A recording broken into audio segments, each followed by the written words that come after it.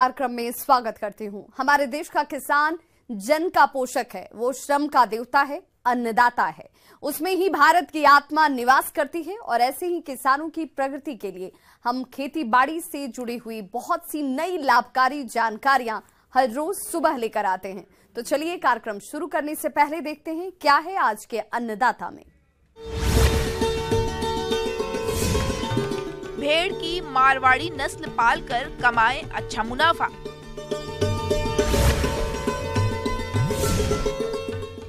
मिर्च की खेती करके कमाए अच्छी आय।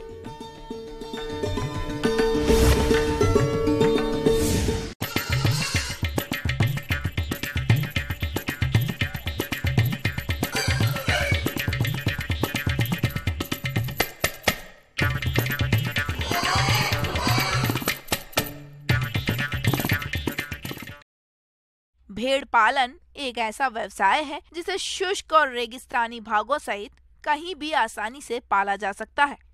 इसके साथ ही इस व्यवसाय को शुरू करने के लिए बहुत अधिक निवेश की भी आवश्यकता नहीं होती है।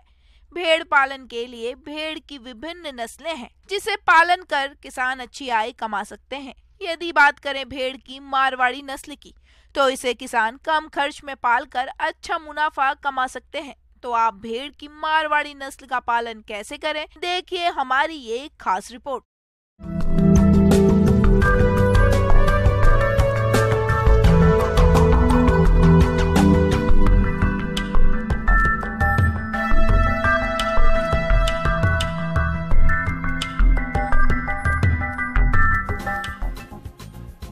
आमतौर पर देखने में आता है कि हमारे किसान भाई कृषि कार्य करने के साथ पशुपालन भी करते हैं, जो कि उनके लिए अतिरिक्त आय का एक अच्छा साधन है।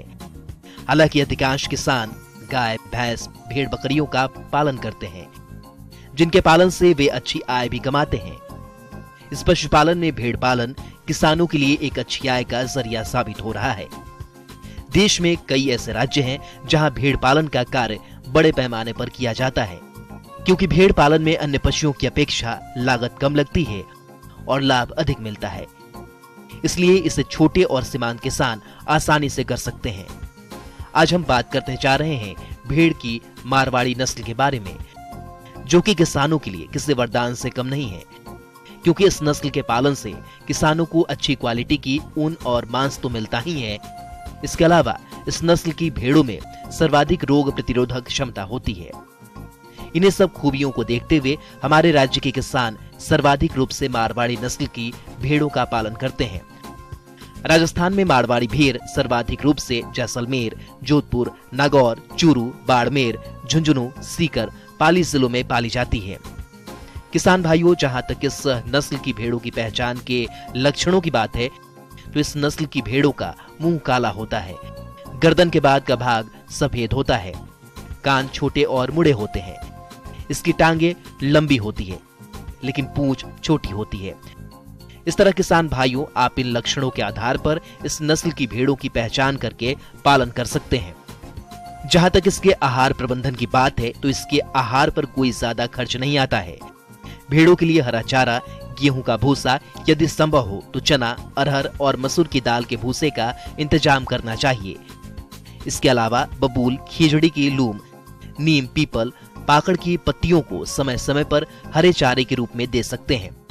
किसान भाइयों, भेड़ों की अच्छी बढ़वार के लिए संतुलित आहार देना जरूरी होता है, जिसको किसान अपने स्तर पर दाना या बाट बनाकर भेड़ों को खिला सकते हैं, जिससे इनके आहार पर खर्च कम आएगा। 100 किलोग्राम दाना या बाट बनाने के लिए जरूरी अव्यय इस प्रकार से हैं: मूंगफली की खली 15 किलोग्राम, गेहूं या धान की भूसी 25 किलोग्राम, जौ, ग्वार, बाजरा, अनाज 57 किलोग्राम, खनिज मिश्रण 2 किलोग्राम और नमक 1 किलोग्राम को अच्छी तरह से मिलाकर तैयार करते हैं। किसान भाइयों, अब बात करते हैं भेड़ को कौन सा आहार कितनी मात्रा में खिलाना चाहिए। तो इसके लिए भेड़ को प्रतिदिन प्रति पशु सूखा चारा 1 किलोग्राम, हरा चारा 1 किलोग्राम, दाना बाट 200 ग्राम, खनिज लवण 10 ग्राम, नमक 10 ग्राम खिलाना चाहिए।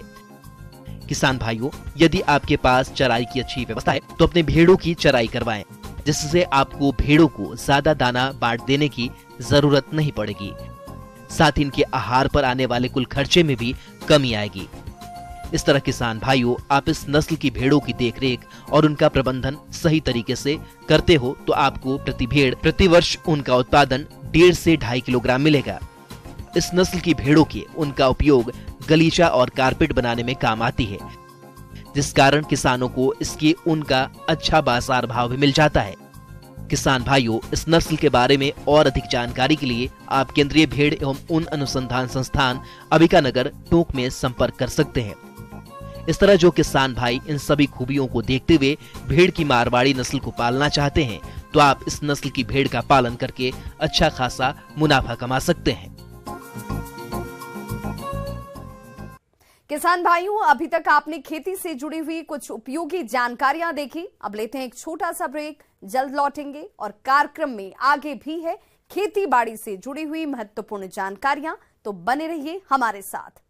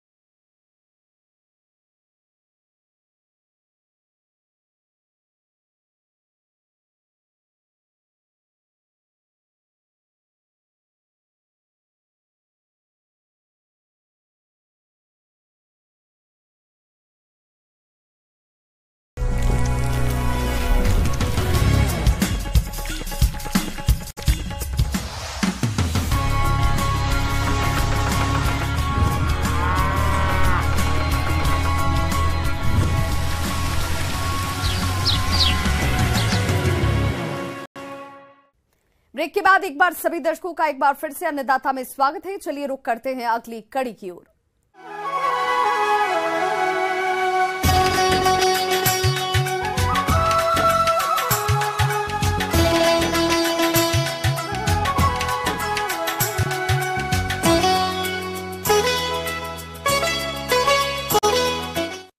मिर्च की खेती किसानों के लिए एक बेहतर आय का जरिया बन गई है। मिर्च की खेती से अच्छी आय को देख अब कई किसान पूरे साल मिर्च की खेती कर मोटा मुनाफा कमा रहे हैं। इसी लाभ को देखते हुए जिन किसानों ने मिर्च की फसल लगा रखी है, उन्हें इस समय मिर्च की फसल में कुछ खास प्रबंधनों जैसे पोषक तत्वों का प्रयोग, खरपतवार नियंत्रण और पौध सुरक्षा उपायों को अपनाने की जरूरत है। तभी इस फसल की बढ़वार ठीक ढंग से होगी और अच्छा उत्पादन मिलेगा। तो चलिए मिर्च की फसल के प्रबंधन के बारे में जानते हैं विषय विशेषज्ञ डॉक्टर शिशुपाल सिंह राजपूत से।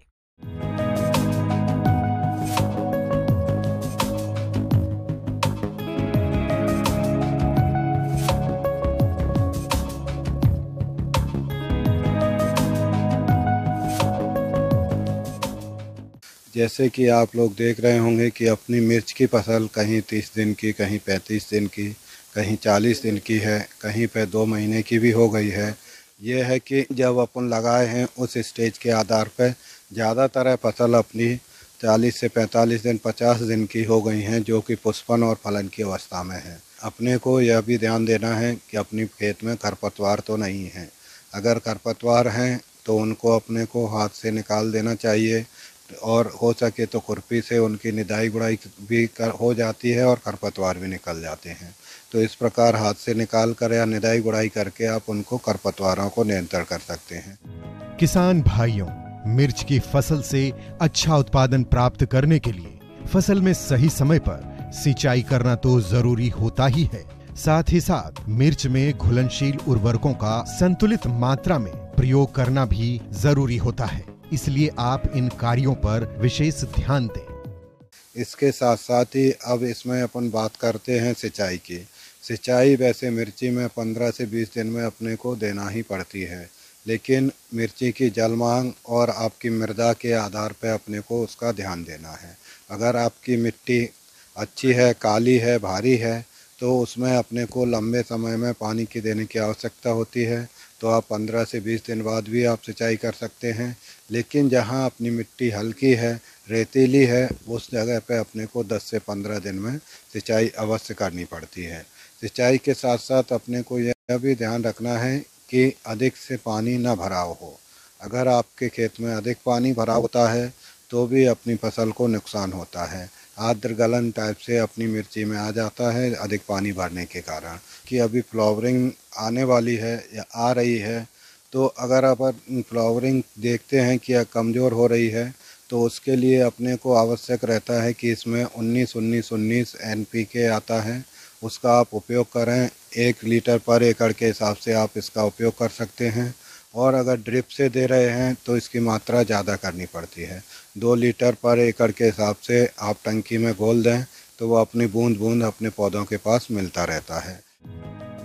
किसान भाइयों, मिर्च की फसल लगाने मात्र से आपको अच्छा मुनाफा नहीं मिल सकता है, क्योंकि इस फसल में कई तरह के कीट और रोगों का प्रकोप होता है, जो कि फसल को भारी नुकसान पहुंचाते हैं। इसलिए आप इनकी पहचान करके सही समय पर नियंत्रण करें।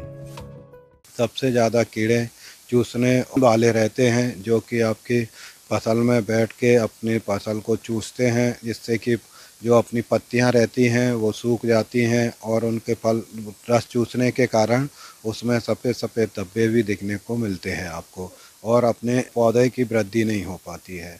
इनको नियंत्रण करने के लिए सबसे पहले तो हम आपको सलाह देंगे कि जैविक का उपयोग करें। जैविक आपका नीम ऑयल आता है, जिसकी 5 ml मात्रा 1 लीटर पानी में घोल बनाकर आप स्प्रे करना चाहिए। अगर अपनी फसल में ज़्यादा कीट लगते हैं तो आपकी इमिडाक्लोप्रिड नाम की दवा आती है, उसकी 1 ml मात्रा पर लीटर पानी में घोल बनाकर आप स्प्रे कर सकते हैं, जिससे कि अपने कीड़ों का नियंत्रण हो सकता है। इसमें एक जो आता है रोग आता है चुर्रा मुर्रा, जो कि विषाणु जनित रोग है, जिसको सफ़ेद मक्खी के द्वारा इसको फैलाया जाता है। सफ़ेद मक्खी एक स्थान से दूसरे स्थान पर जाती है और उसके वायरस लेके आती है और इस रोग को फैलाती है। इसमें देखते हैं कि आपके पौधे की पूरी पत्तियां मुड़ जाती हैं और बहुत छोटी छोटी रह जाती हैं, या गुच्छा टाइप से आपको पत्तियां देखने को मिलती हैं और आपका पौधा भी बढ़ता नहीं है। तो इन कीड़ों को नियंत्रण करना बहुत आवश्यक होता है, जिससे कीड़े भी नियंत्रण हों और आपका जो रोग रहता है वो भी नियंत्रण हो। तो इनको नियंत्रण करने के लिए सबसे पहले तो हम आपको सलाह देंगे कि जैविक का उपयोग करें। जैविक आपका नीम ऑयल आता है, जिसकी 5 ml मात्रा 1 लीटर पानी में घोल बनाकर आप स्प्रे करना चाहिए। उसके साथ साथ ही आपको चुर्रा मुर्रा को नियंत्रण करने के लिए आवश्यक होता है कि आप जो पौधे में आ गया है उन पौधों को निकाल के उखाड़ के कहीं पे गाड़ दें, उनको उसमें रखने ना खेत में अपने में, या फिर कहीं गाड़ नहीं सकते हैं तो उनको जला दें।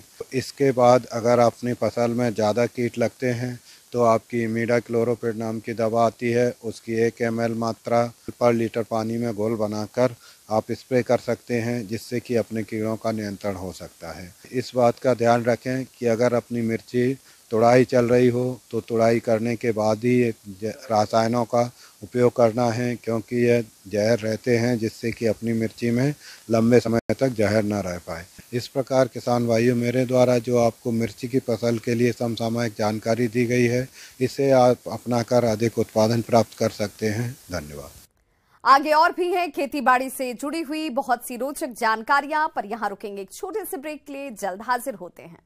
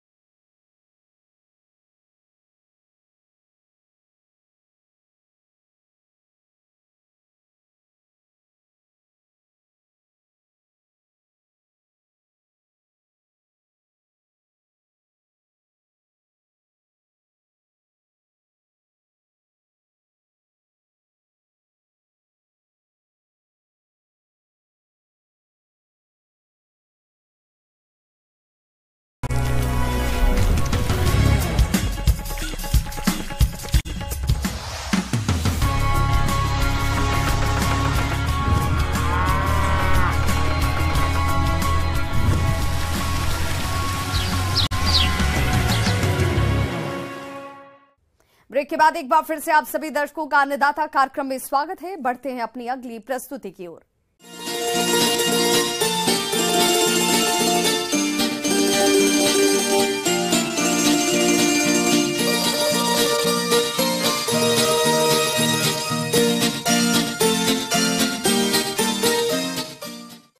प्रदेश के जो किसान भाई मछली पालन करते हैं, उनकी मछलियां सही प्रबंधन के अभाव में कई रोगों की चपेट में आ सकती है और मरने लगती है। ऐसे में किसानों को भारी नुकसान उठाना पड़ता है। तो इससे बचने के लिए किसान सही समय पर रोगों की पहचान कर उनकी रोकथाम कैसे करें, इस बारे में जानकारी दे रही हैं मत्स्य विशेषज्ञ डॉक्टर स्मिता विश्वास।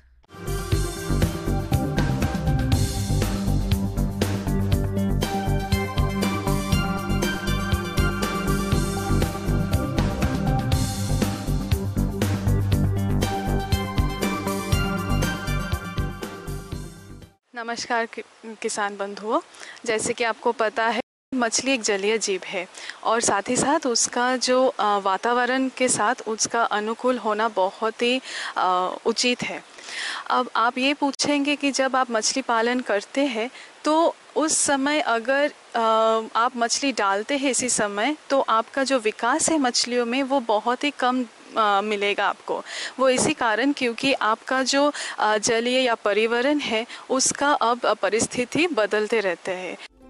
मछलियां भी अन्य प्राणियों के समान प्रतिकूल वातावरण में रोगग्रस्त हो जाती हैं। रोग फैलते ही संचित मछलियों के स्वभाव में प्रत्यक्ष अंतर आ जाता है। जैसे बीमार मछली समूह में न रहकर किनारे पर अलग थलग दिखाई देती है, वे शिथिल हो जाती है, बेचैनी में अनियंत्रित तैरती है, कई बार मुंह खोलकर बार बार वायु अंदर लेने का प्रयास करती है। शरीर तथा गलफड़े फूलना, शरीर की त्वचा फटना और उससे खून आना आदि लक्षण दिखाई देते हैं। अगर मछलियों में होने वाले इन रोग के कारणों की बात करें तो तालाब का कुप्रबंधन, पानी की गुणवत्ता, तापमान, पीएच, ऑक्सीजन, कार्बन डाइऑक्साइड आदि की असंतुलित मात्रा मछली के लिए घातक होती है। कई बार रोगजनक जीवाणु और विषाणु पानी में रहते हैं। जब मछली प्रतिकूल परिस्थिति में कमजोर हो जाती है तो उस पर जीवाणु या फिर विषाणु आक्रमण करके रोगग्रसित कर देते हैं, जिससे मछली की बढ़वार रुक जाती है तथा कालांतर में तालाब में मछली मरने भी लगती है। एक रोग यानी एपिजोटिक अल्सरेटिव सिंड्रोम, जो कि आप लाल घाव के नाम पे भी जानते हैं, तो ये रोग बहुत ही ज़्यादा परिमाण मात्रा में मिलता है और इसी रोग को आप लोगों को नियंत्रण करना है। आप घरेलू पद्धति में भी इसको नियंत्रण कर सकते हैं या फिर आप इसको कुछ दवाई के ज़रिए भी नियंत्रण कर सकता है। के साथ आपको हल्दी मिलाना पड़ेगा, यानी 40 केजी चूना के साथ आप 4 किलो हल्दी आप मिलाएंगे। मिलाने के वो प्रति एकड़ में आपको उसको देना पड़ेगा, प्रयोग करना पड़ेगा आपके तालाबों के पानी पे। ये बात हमेशा ध्यान रखिए, जब भी आप घरेलू पद्धति को जब आप उपचार के रूप से इस्तेमाल करते हैं तो हमेशा ये ध्यान रखें कि आपका मछली में रोगग्रस्त है कि नहीं। अगर रोगग्रस्त ज़्यादा मात्रा में है तो आपको हर 1 हफ्ते के अंतराल में ही ये घरेलू पद्धति को आपको इस्तेमाल करना पड़ेगा। इसका असर धीरे धीरे होगा और आपका रोगग्रस्त से आपको ये बहुत ही ज़्यादा कम हो जाएगा। ड्रॉम्पसी रोग, ये रोग उन पोखरों में होता है जहां पर्याप्त भोजन की कमी होती है। इसमें मछली की धड़ उसके सिर के अनुपात में काफी पतला हो जाता है और दुर्बल हो जाता है। मछली जब हाइड्रोफिला नामक जीवाणु के संपर्क में आती है तो ये रोग होता है। प्रमुख लक्षण शल्कों का बेहद अधिक मात्रा में गिरना तथा पेट में पानी भर जाता है। इसकी रोकथाम के लिए मछलियों को पर्याप्त भोजन देना व पानी की गुणवत्ता बनाए रखना चाहिए।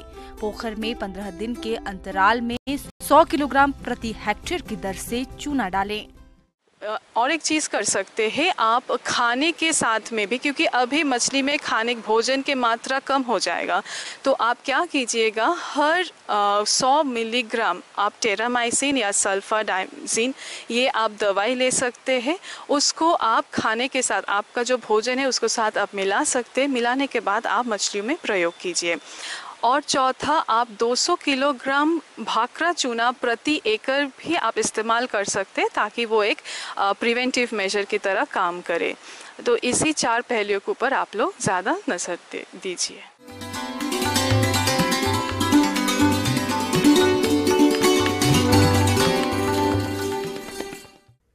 अन्नदाता हेल्पलाइन निःशुल्क फोन संपर्क सेवा के माध्यम से आपके द्वारा पूछे गए प्रश्नों में से 1 या 2 महत्वपूर्ण प्रश्न को हम अपने कार्यक्रम में शामिल करते हैं और इसी के तहत आज किसान का सवाल और उनका जवाब इस प्रकार से है।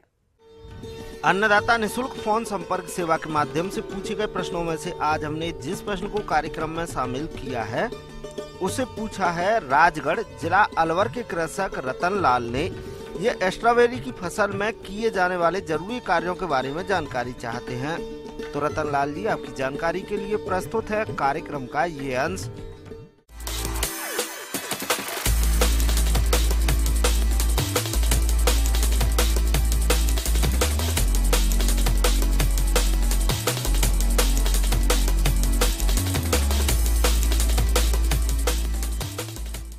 आज मैं आपके सम्मुख एक कल्चरल प्रैक्टिसेस के बारे में, कैसे आपकी आमदनी स्ट्रॉबेरी कल्टीवेशन से बढ़ाया जाए, उसके लिए बहुत सारे 2-4 टिप्स दूंगा आपको, ताकि आपका प्रोडक्शन ज़्यादा हो, आपकी आमदनी बढ़े और अच्छी इनकम मिले।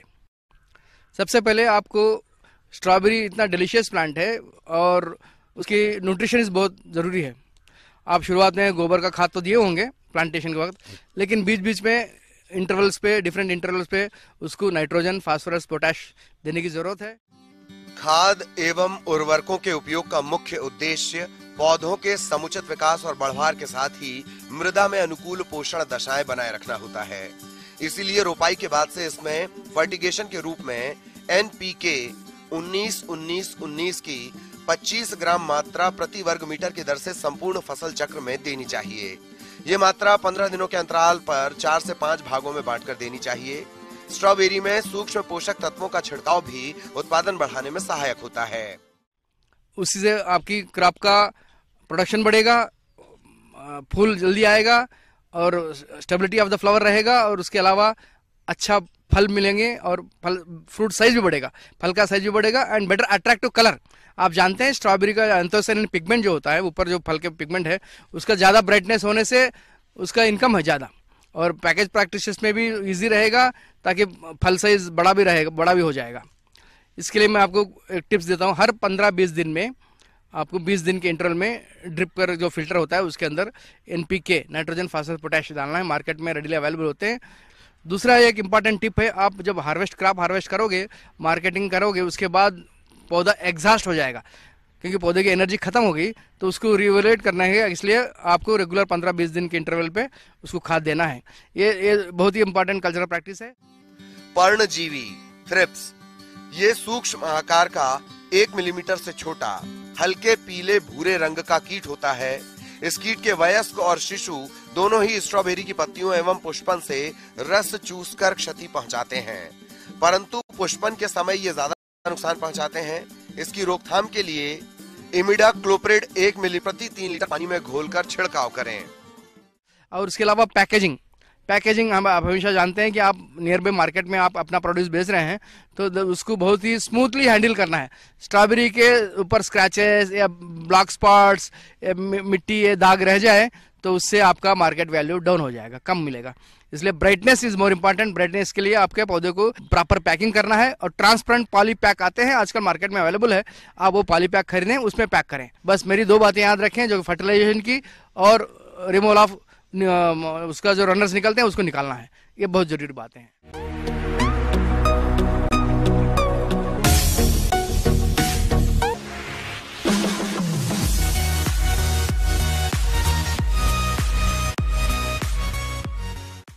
आइए अब एक नजर डालते हैं राज्य के कुछ चुनी हुई मंडियों के प्रमुख फसलों के बाजार भाव पर।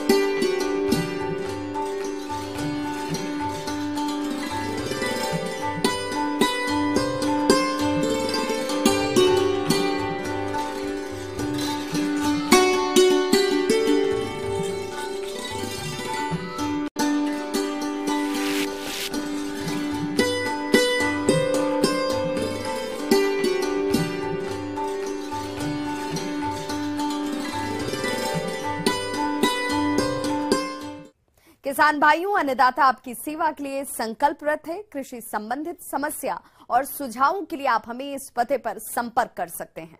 प्रोड्यूसर अन्नदाता, news 18 Rajasthan, Ramoji film city, Hyderabad 501512। साथ ही आप हमें ईमेल भी कर सकते हैं। हमारा ईमेल है p18annadatarajasthan@nw18.com। इसके अतिरिक्त आप हमें निःशुल्क हेल्पलाइन नंबर 1800889216 पर सोमवार से शनिवार सुबह 10 बजे से शाम 4 बजे के बीच संपर्क भी कर सकते हैं। किसान भाइयों, अब समय हो रहा है आपसे विदा लेने का, तो हमारी अन्नदाता टीम को